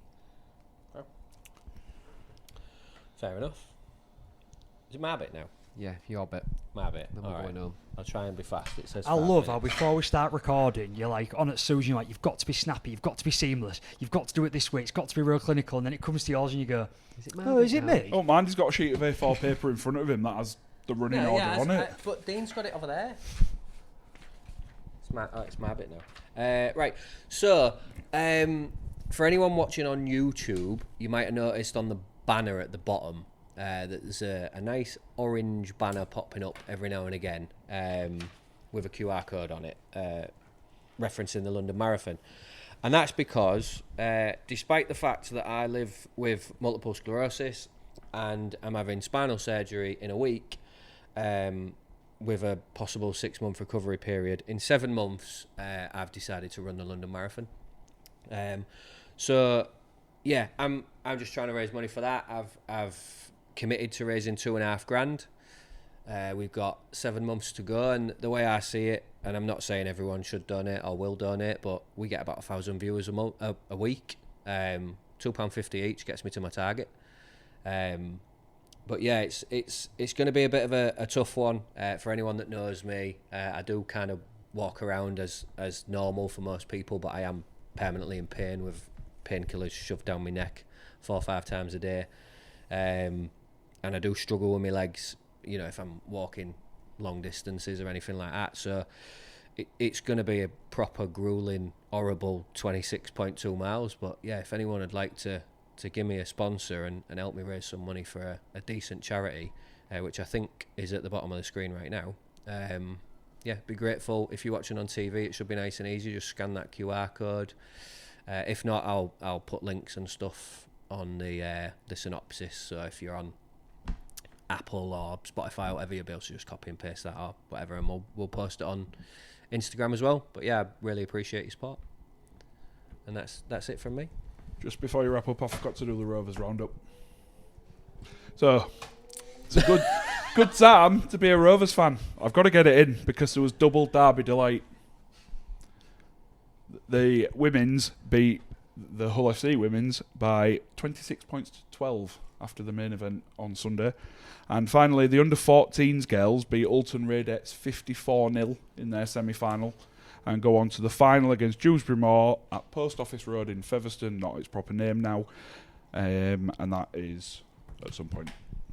We will no doubt get a tweet from I think it's one of the coaches that tweeted us earlier in the week to give us details of when that is. So we'll make sure we retweet that, and we'll make sure we repost that on Instagram as There you well. go, you all laughed, but we're going to get something out of it. No, it's just that I just got given crap for not knowing when it's my turn, and then I you did, pull but that I didn't stunt. get a chance to put it in. That was my thing. But Anyway, this layout didn't allow me to put it in. thank you very much once again for Comscaf for sponsoring the podcast. Thank you very much again to Tribal for being the home of the pod. And from us, for at least another week, see you bye. See you, bye. See you, bye. See you, bye.